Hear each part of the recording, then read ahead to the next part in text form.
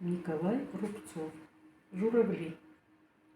Меж болотных стволов красовался восток огнеликий. Вот наступит сентябрь, и покажутся вдруг журавли, и разбудят меня, как сигнал, журавлиные крики над моим чердаком, над болотом, забытым вдали. Вот летят, возвещая нам срок увядания и терпения срок, как сказаний библейских страниц.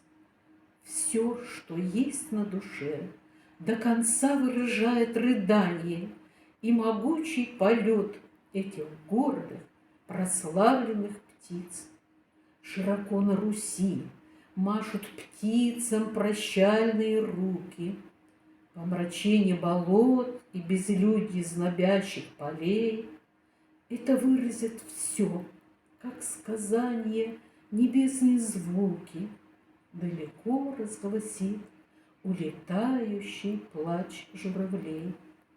Вот замолкли и вновь сиротеют холмы и деревни, сиротеет река в берегах безоградных своей, сиротеет молва заметавшихся трав и деревьев от того, что молчит.